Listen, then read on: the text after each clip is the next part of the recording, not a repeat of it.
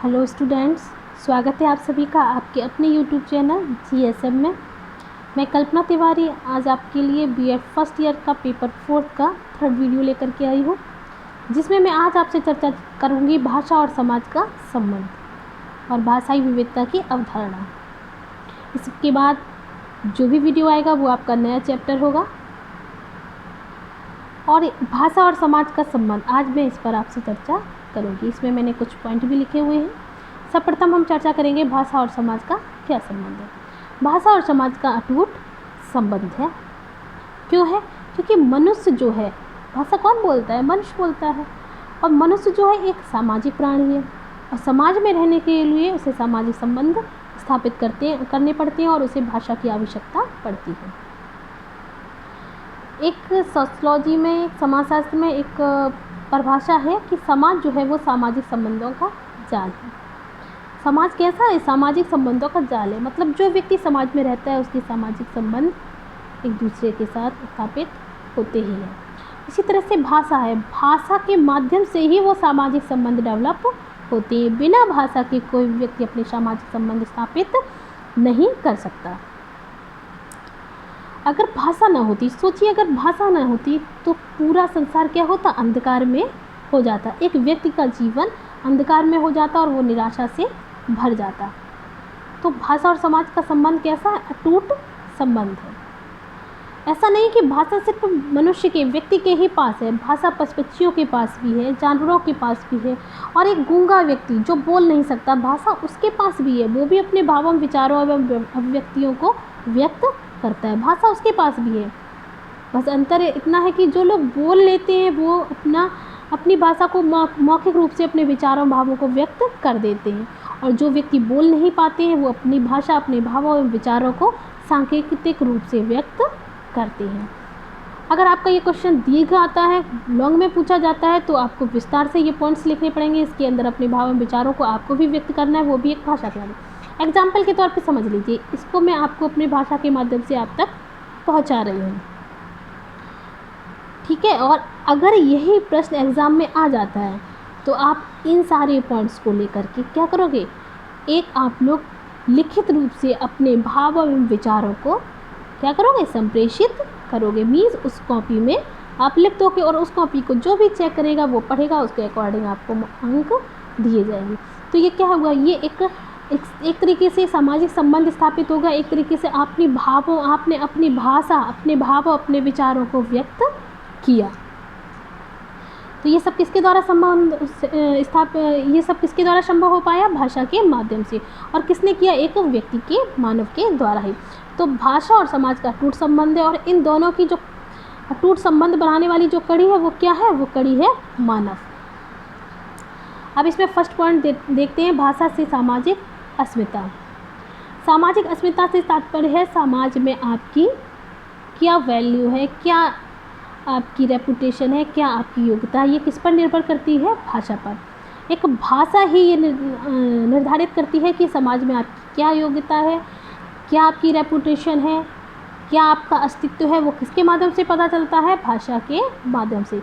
तो आपकी भाषा जितनी उत्कृष्ट होगी, जितनी प्रभावशाली होगी, जितने प्रभावित करने वाली भाषा होगी, आप उतने ही उच्च दर्जे के व्यक्ति समाज में माने जाएंगे। नेक्स्ट पॉइंट बनता है भाषा और समाज का विकास। भाषा और समाज का विकास। भाषा और समाज का विकास।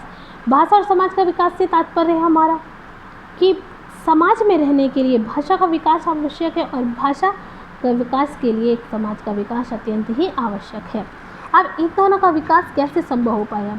जैसे हमारे सर्वप्रथम हमारे जो पूर्वज थे, जो आदिवासी लोग जो जंगल में रहते थे, उस टाइम क्या होता था? उनका एक छोटा सा ग्रुप होता था, एक आदिवासी कबीले टाइप का, एक दूसरे आदिवासी कबीले का ग्रुप होता था। लेकिन होता क्या था? वो लोग तो रहते थे, लेकिन उन लोगों की जो भाषा थी, जो भाव थे, जो विचार थे, वो एक दूसरे से संप्रेषित नहीं हो पाते थे। वो लोग एक ही जंगल में, एक ही एरिया में रहते थे, लेकिन एक दूसरे को अपना शत्रु मानते थे। क्यों मानते थे? भाषा के अभाव में।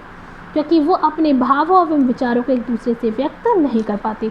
और जैसे जैसे भाषा का विकास हुआ, जैसे जैसे भाषा डेवलप हुई, उन्होंने एक दूसरे से अपने भाव विचारों को व्यक्त किया, तो क्या हुआ, एक समाज का निर्माण हुआ और वो दोनों लोग एक दूसरे को शत्रु ना मान के एक दूसरे के सहयोगी मान करके रहने लगे।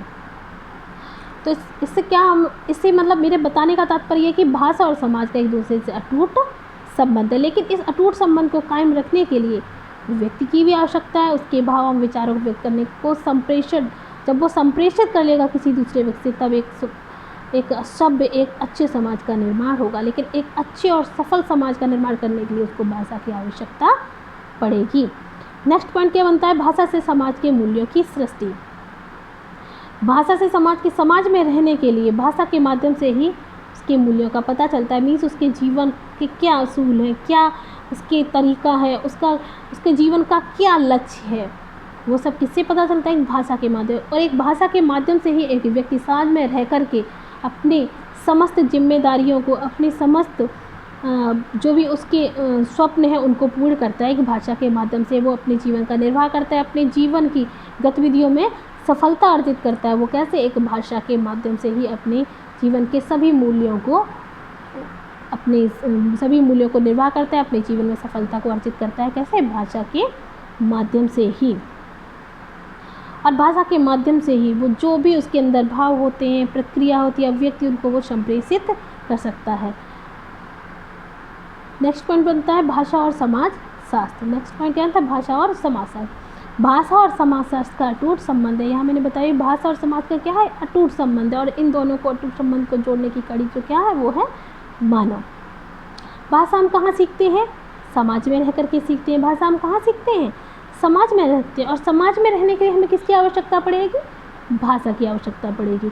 बिना भाषा के हम समाज में रह करके कोई भी सामाजिक संबंध स्थापित नहीं कर सकते। हम अपने जीवन का निर्वाह करने में असमर्थ हो जाएंगे यदि हम भाषा का प्रयोग अपने जीवन में नहीं रखेंगे। तो क्या हो जाएगा, हम अपने जीवन का निर्वाह करने में असमर्थ हो जाएंगे। हमारा जीवन जो है वो अंधकार में हो जाएगा बिना भाषा की।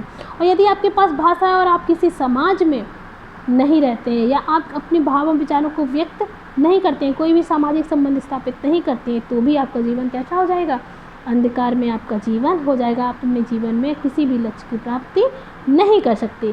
तो भाषा और समाज का अटूट संबंध है।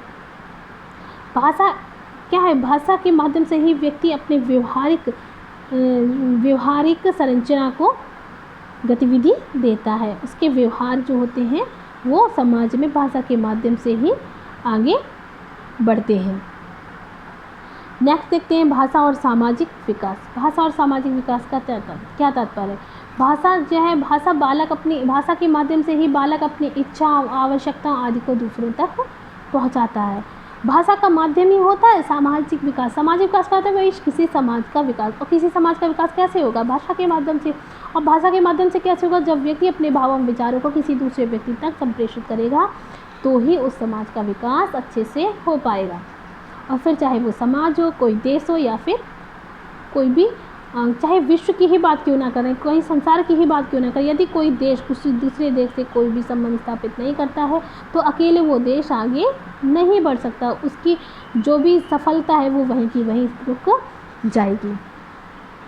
हार्लॉक एक विद्वान है, उनके अनुसार क्या है कि भाषा जो है बालकों को उपयुक्त सामाजिक व्यवहार करने में मदद करती है। भाषा के माध्यम से ही बच्चे जो हैं वो सामाजिक व्यवहार में उपयुक्त से मतलब हुआ एक अच्छा व्यवहार करते हैं, शिष्टाचार सीखते हैं। जैसे विद्यालय में क्या है, विद्यालय बालक जाता है तो शिक्षक उसको अच्छे शिष्टाचार की बातें, अच्छे सदाचार की बातें सिखाता है। और सिर्फ उन बातों को सीख करके बच्चा जब घर आता है तो उसके माँ बाप पूछते हैं कि आज क्या बताएगा, तो बच्चे उन्हीं अपने विचारों को, अपने भावों को, अपने अनुभवों को अपने माता पिता से किसके माध्यम से व्यक्त करता है, अपनी प्रतिक्रिया किसके माध्यम से देता है, भाषा के माध्यम से ही वो अपनी प्रतिक्रिया को देता है। तो हम कह सकते हैं भाषा और समाज का अटूट संबंध है।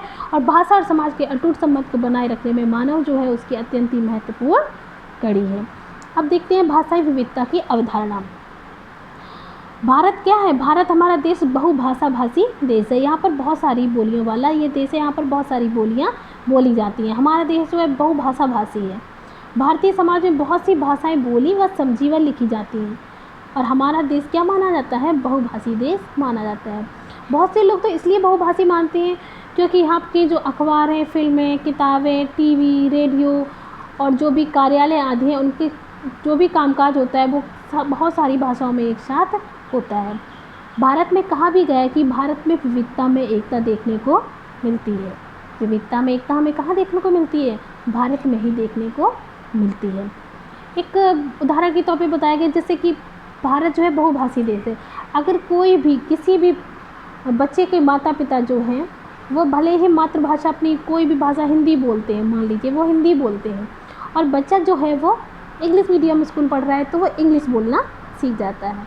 घर पर आता है तो वो हिंदी बोलता है, स्कूल जाता है तो वो अंग्रेज़ी बोलते हैं। अगर इसकी जॉब किसी और देश में कहीं लग जाती है तो वो दूसरी भाषा को भी सीख लेता है। तो क्या है, एक बच्चे को बहुत सारी भाषाओं का ज्ञान हो जाता है और धीरे धीरे क्या होता है, ऐसे ये मैंने एक उदाहरण दिया, सब कई सारे लोगों के साथ होता होगा। तो क्या है, भारत एक बहुभाषी देश बन जाता है। और बहुभाषी बनने से कोई भाषा खिचड़ी भाषा नहीं बनती है, बल्कि वो समृद्ध भाषा बन जाती है। भाषा कभी भी मृत नहीं होती है, बल्कि परिवर्तित होती रहती है। अतः हम यहीं पर अपनी वाणी को विराम देते हैं। घर पर रहिए और सुरक्षित रहिए। अपने नेक्स्ट वीडियो के साथ फिर आएंगे हम।